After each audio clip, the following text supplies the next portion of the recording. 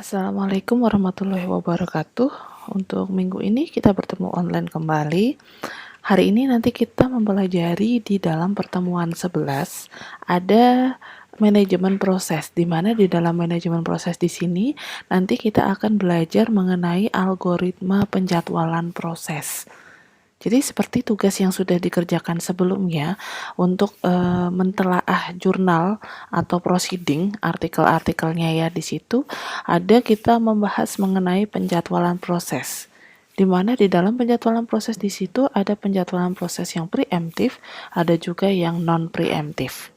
Nah, hari ini nanti kita bahas satu persatu bagaimana manajemen preemptif dan manajemen penjadwalan proses untuk algoritma yang non preemptif. Di dalam masing-masing nanti ada algoritmanya sendiri-sendiri. Nah, yang pertama di sini adalah untuk strategi penjadwalan itu ada dua macam. Yang pertama itu adalah penjadwalan non preemptif atau dengan kata lain yaitu run to completion. Yang kedua adalah yang penjadwalan preemptif. Jadi untuk yang non preemptif di sini, kalau kita flashback ke diagram state, di situ ada state ready, ada state running, ada state block. Jadi untuk yang non preemptif itu adalah satu persatu, run to completion. Artinya jika ada satu proses yang dijalankan, maka harus diselesaikan sampai dia berstatus complete, finish. Jadi tidak bisa dijeda oleh proses yang lainnya. Tidak ada proses pengalihan. Kebalikannya di sini untuk yang penjadwalan preemptif dia bisa berjalan lebih dari satu proses dalam waktu yang bersamaan. Pastinya ada jeda detiknya ya, enggak mungkin secara bersamaan bareng gitu, enggak. Jadi ada persekian detik untuk jedanya di situ. Nah, perbedaannya di situ. Jadi untuk yang non preemptif itu tidak ada penjedaan atau tidak ada jeda proses. Kemudian kalau yang penjadwalan yang preemptif itu ada penjedaan proses. Jadi bisa berjalan lebih dari satu proses dalam waktu yang sama. Nah, sekarang satu persatu di sini untuk penjadwalan yang non preemptif, begitu proses diberi jatah layanan pemproses tidak dapat diambil alih oleh proses yang lainnya. Jadi ketika proses itu dalam keadaan state ready, harus di running, harus sampai komplit terlebih dahulu. Baru nanti proses yang lainnya akan dijalankan. Non preemptif disebut juga dengan run to completion karena proses yang telah dijadwalkan akan dijalankan sampai selesai atau proses tersebut meminta layanan masukan atau keluaran. Nah, untuk proses yang ada di sini meminta layanan masukan dan keluaran itu berarti kita di dalam diagram state itu masuk ke dalam state block. Jadi ada startnya di situ atau ready, kemudian running, ada block. Nah, ini kalau udah masuk ke block berarti misalkan dia meminta layanan perangkat input atau output, misalkan printer. Nah, ada hubungannya dengan perangkat masukan keluaran. Di saat proses diberi jatah layanan pemproses dapat diambil alih proses lain yang mempunyai prioritas lebih tinggi berdasarkan kriteria tersebut. Nah, kalau ini ada pengalihan proses di dalam penjadwalan yang preemptif di sini. Pada penjadwalan preemptif di sini proses dapat disela oleh proses lain sebelum selesainya atau harus dilanjutkan menunggu jatah waktu layanan pemproses tiba kembali pada proses tersebut. Jadi tetap jeda persekian detik, ada proses lain yang membutuhkan pelayanan terlebih dahulu, dia akan bisa berjalan. Nah, itu kalau yang menggunakan strategi penjadwalan preemptif. Kita lanjut kembali di sini. Algoritma penjadwalan proses, jadi di masing-masing strategi penjadwalan tadi, dari non-preemptif dan preemptif, ada algoritma-algoritmanya. Di antaranya, kalau yang non-preemptif di sini, ada 3. Yang pertama adalah FIFO, first in first out, atau FCFS, first come first serve. Jadi yang pertama datang, dialah yang pertama diselesaikan. Kemudian ada SJF, short job first. Jadi yang memiliki proses yang terpendek, dia akan selesai terlebih dahulu. Kemudian ada HRN, highest ratio next. itu adalah yang memiliki rasio yang paling tertinggi. Jadi nanti ada perhitungannya. Sedangkan untuk strategi preemptif ada 5 algoritma. Kalau yang non preemptif tadi ada 3, yang preemptif dia ada 5. Yang pertama adalah round robin, yang kedua adalah MFQ, multiple feedback queue. Jadi untuk antrian di sini ada SRF, short ratio first. Ini adalah sama seperti halnya yang SDF yang ada di non preemptif, hanya saja kalau yang pertama di sini tidak bisa dijeda oleh yang proses yang lain, kalau yang strategi preemptif bisa dijeda oleh proses yang lain. Yang keempat adalah PS, priority scheduling. Yang terakhir di sini adalah GS, guaranteed scheduling, yaitu penjadwalan yang bergaransi atau terjamin. Nah, kita bahas satu persatu di sini. Jadi mungkin yang sering disebut adalah FIFO, first in, first out, atau first come, first serve. Artinya apa? Di sini dia termasuk dalam penjadwalan non preemptif, kemudian termasuk penjadwalan yang tidak berprioritas. Jadi FIFO ini adalah satu-satunya penjadwalan yang tidak berprioritas. Kalau yang lain nanti ada prioritas masing-masing. Kalau yang ini enggak. Yang penting nanti dia masuk terlebih dahulu, dialah yang harus diproses terlebih dahulu. Penjadwalan FIFO adalah penjadwalan dengan ketentuan-ketentuan paling sederhana. Proses diberi jatah waktu, pemproses diurutkan berdasarkan waktu kedatangan proses-proses itu ke sistem. Begitu proses mendapatkan jatah waktu pemproses, maka proses dijalankan sampai selesai. Jadi tidak bisa dijeda oleh proses yang lainnya. Meskipun proses yang lainnya itu membutuhkan waktu yang hanya sebentar saja.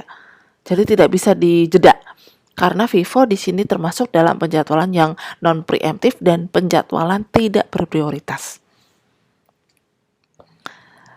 Nah, di sini penjadwalan dikatakan adil untuk FIFO ya, dalam arti resmi. Dalam arti antrian yaitu proses yang datang dulu dilayani duluan. Seperti halnya kalau kita di kasir atau kita antri di pom ya. Nah, itu kan kita antri ya. Siapa yang duluan, maka dia yang akan diproses terlebih dahulu. Mau pemesanannya sedikit, pemesanannya banyak, ya tetap dia duluan karena datang duluan. Artinya apa? Artinya proses-proses yang di belakangnya yang membutuhkan waktu hanya sebentar, dia harus menunggu. Nah, itu tidak untuk FIFO di sini dinyatakan tidak adil. Karena proses-proses yang membutuhkan waktu lama membuat proses-proses pendek menunggu. Jadi misal kita udah kehabisan nih untuk yang Pertalite-nya atau Pertamax-nya, kemudian kita antri. Ternyata di depan kita itu banyak yang bawa Dream. Nah, kita kan harus menunggu. Padahal untuk motor misalkan hanya butuh 2 liter atau berapa liter. Hanya segitu aja. Di depan ada puluhan-puluhan liter yang harus kita tunggu. Misalkan kita antri di rumah makan, misalkan fast food gitu ya. Nah, di depan kita itu belinya banyak banget. Nah, kita hanya perlu beli minum aja lah misalkan 1 gitu. Nah, kita harus menunggu proses yang di depan kita karena datang lebih dahulu itu selesai, baru kita dilayani. Jadi proses-proses yang tidak penting membuat proses-proses yang penting itu menunggu. Itu adalah kalau FIFO. Penggunaannya, nah ini dia cocok untuk sistem batch karena sangat jarang digunakan untuk interaksi kita dengan komputer atau pemakai secara langsung. Contohnya adalah analisis numerik, pembuatan tabel di dalam batch itu sendiri. Penjadwalan ini sama sekali tidak berguna untuk sistem yang interaktif karena tidak memiliki waktu tangkap yang bagus. Karena kita sudah terbiasa multitasking ya, multiprogramming, kemudian kita menggunakan FIFO sangat tidak cocok sekali. Tidak dapat digunakan untuk sistem waktu yang nyata. Kalau sistem batch jelas dia satu perintah harus satu selesai, satu perintah satu selesai. Tidak bisa 2 perintah dalam satu satu perintah di situ. Sekarang kita lanjut ke SJF, short job first. Di sini adalah penjadwalan non preemptif. Tetap ya, tadi ada FIFO, ada SJF, ada HRN untuk yang non preemptifnya. Tapi di sini dia merupakan penjadwalan yang berprioritas. Karena di dalam SJF di sini prioritas diasosiasikan Bahkan dengan masing-masing proses dan pemproses dialokasikan ke proses dengan prioritas tertinggi. Jadi keunggulannya di sini adalah penjadwalan SJF mempunyai efisien tinggi dan turnaround time yang rendah. Nah, contoh di sini ada 4 proses. Nah, kita bandingkan, kita menggunakan algoritma FIFO dan algoritma yang short job first di sini. Jadi terdapat 4 proses, nama proses A, B, C, D dengan waktu selama 8, 7, 6, 5. Jadi waktu A itu membutuhkan 8 kuanta, waktu B membutuhkan 7, C 6, D 5. Nah, di sini ada 2 gambar. Yang pertama, dia adalah menggunakan algoritma FIFO, first in first out. Untuk yang cara kedua, dia menggunakan algoritma yang short job first. Yang pertama di sini adalah algoritma FIFO, first in first out. Artinya apa? Kalau di sini yang datang duluan adalah urutannya A, B, C, D, maka yang dijalankan terlebih dahulu di sini adalah A, B, C, D. Dengan waktu masing-masing 8, 7, 6, 5. Nah, kita selesaikan untuk yang cara yang pertama terlebih dahulu. Kita menghitung turnaround time cara yang pertama. Proses A masuk 8 kuanta. Proses B masuk, B adalah 7 kuanta. 8 tambah 7, 15. Proses C masuk, tambah lagi 6, jadi 21. Proses D masuk 5, 21 tambah 5, 26. Kemudian kita cari average-nya. Rata-ratanya di sini adalah 17,5. Nah, kita bandingkan dengan cara yang kedua. Cara yang kedua di sini kita menggunakan SJF, short job first. Nah, kalau kita lihat di sini, meskipun A, B, C, D ini urutannya adalah A dulu, B dulu, C dulu, D dulu, tapi kita melihat waktu prosesnya. Kalau di dalam SJF yang dihitung terlebih dahulu, yang diproses terlebih dahulu, karena dia berprioritas, maka yang paling pendek terlebih dahulu yang dijalankan. Yang pertama adalah D 5, C 6, B 7, A 8. Nah, kita masukkan ke dalam rumus. Yang pertama adalah D terlebih dahulu, 5. C masuk tambah 6, 11. B masuk tambah 7, 18. A masuk tambah 8, 18 tambah 8, 26. Average-nya adalah 15.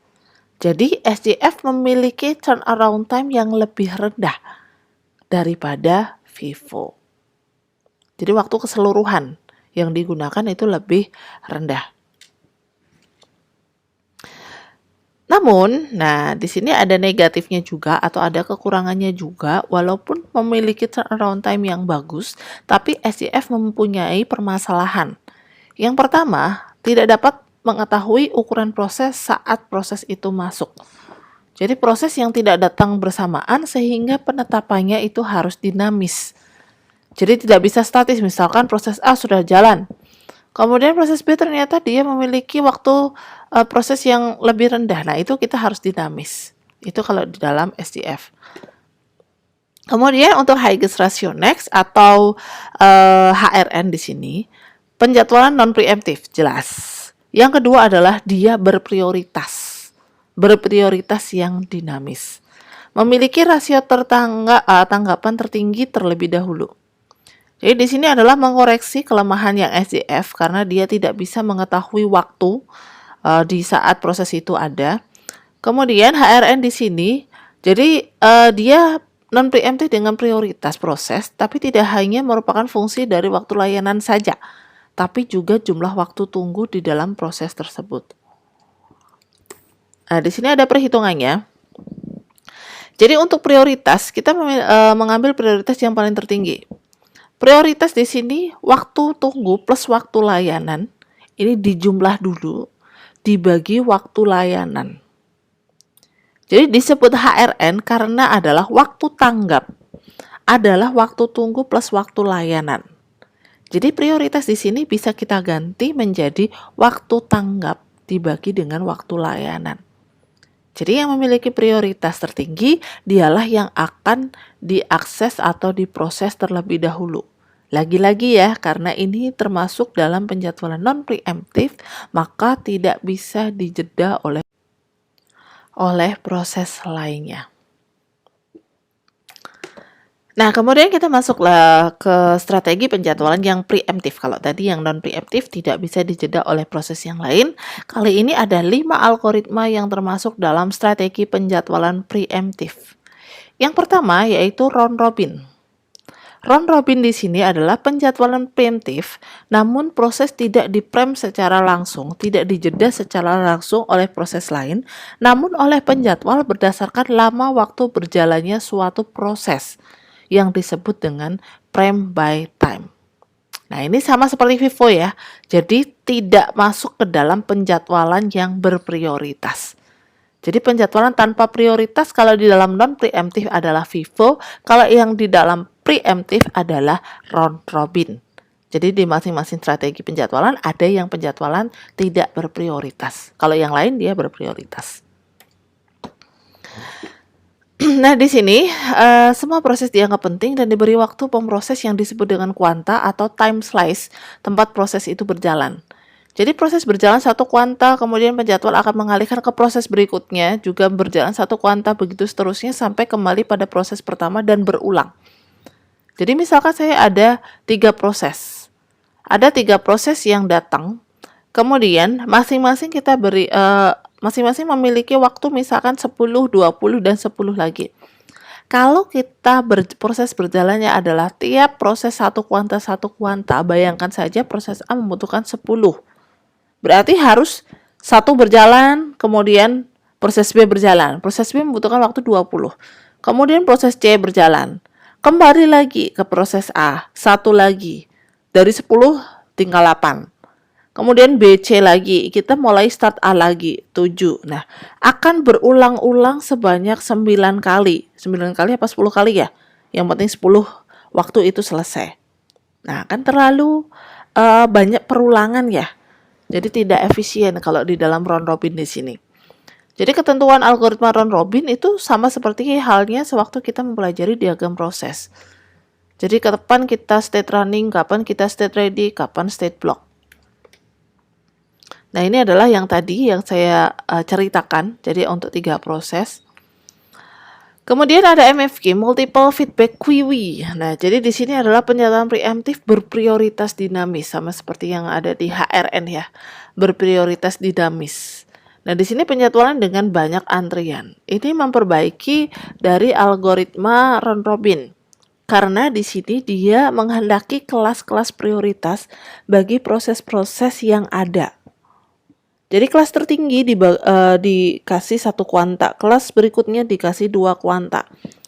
Jadi yang tadinya ada 10 proses atau 10 pengulangan, nah kali ini dia akan dipangkas. Karena untuk waktu yang kedua itu tidak lagi 1 kuanta, tapi dinaikkan menjadi 2 kuanta, 3 kuanta, 4 kuanta. Jadi lebih perpendek untuk pemutaran dari prosesnya di situ. Ketentuan yang berlaku di sini adalah yang pertama, jalankan proses-proses yang berada pada prioritas tertinggi. Jika proses telah menggunakan seluruh kuanta yang dialokasikan, maka proses itu diturunkan kelas prioritasnya. Proses yang masuk untuk pertama kali ke sistem langsung diberi kelas tertinggi. Kemudian lanjut lagi, mekanisme ini adalah dapat mencegah proses yang perlu berjalan lama mengalami swapping yang berulang kali. Seperti yang tadi kita bahas di dalam round robin. Jadi muter aja seperti itu, putar sebanyak waktu yang diberikan. Dan mencegah proses-proses interaktif yang singkat harus menunggu lama untuk layanan pemroses. Selanjutnya adalah SRF, Sort Remaining First. Ini adalah sama seperti yang ada di SJF, Sort Job First untuk yang ada di non-preemptif, sama persis. Jadi dia berprioritas penjadwalan dengan sisa waktu terpendek yang lebih didahulukan. Perbedaannya adalah kalau di dalam SJF, dia begitu proses itu dieksekusi, proses dijalankan sampai selesai. Namanya aja non-preemptif, tidak bisa dijeda. Tapi kalau yang di SRF, Short Remaining First di sini, proses yang berjalan dapat diambil alih oleh proses baru dengan sisa waktu jalan yang diestimasi lebih rendah dari proses yang baru berjalan. Bisa. Jadi misalkan kita membuka pertama ada Premiere, kemudian yang kedua Notepad. Jadi Notepad itu membutuhkan waktu yang sangat singkat sekali ya, persekian detik dia terbukanya. Maka Notepad yang akan terbuka terlebih dahulu sebelum ada Premiere-nya itu terbuka. Kemudian adalah DPS, Priority Scheduling. Di sini bukan PlayStation ya. Jadi gagasan penjadwalan adalah masing-masing proses diberi jatah, diberi prioritas dan proses berprioritas tertinggi menjadi running, yaitu mendapatkan jatah waktu pemproses. Di sini ada dua macam untuk prioritasnya, ada prioritas statis dan ada prioritas dinamis. Untuk prioritas statis di sini artinya adalah prioritas yang tidak berubah. Keunggulannya adalah mudah diimplementasikan, memiliki overhead yang relatif kecil karena dia bersifat statis, tidak berubah-ubah.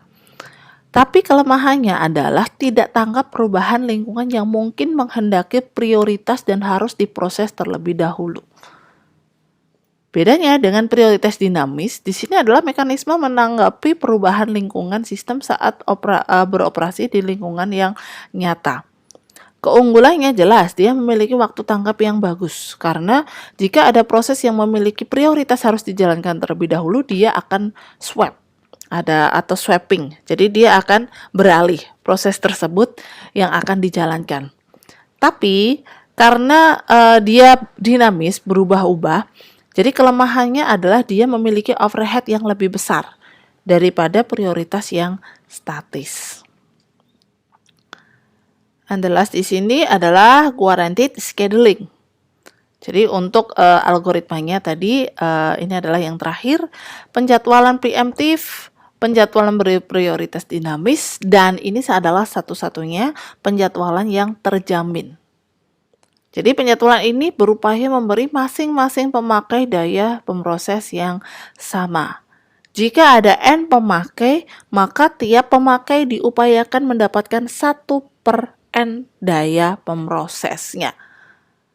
Jadi semua dilayani. Ketika dia sudah over atau dari perangkat kita itu sudah tidak mencukupi, maka dia juga akan blank juga. Ya kan di situ. Nah, ini adalah untuk materi pertemuan 11. Jadi ini mana ya? Jadi di dalam strategi penjadwalan di sini kita ada dua macam strategi penjadwalan, di mana dua penjadwalan di situ ada algoritma-algoritmanya. Nah, nanti bisa dipelajari lagi, nanti diulang-ulang lagi. Jika nanti ada pertanyaan, silahkan nanti ditanyakan via WhatsApp group. Nah, nanti bisa diskusi di sana. Di dalam Sunan kemarin kita juga sudah open diskusi untuk menelaah artikel dari jurnal atau proceeding yang ada. Untuk pertemuan 11 ini kita akhiri. Semoga bermanfaat. Wabillahi taufik wal hidayah. Wassalamualaikum warahmatullahi wabarakatuh.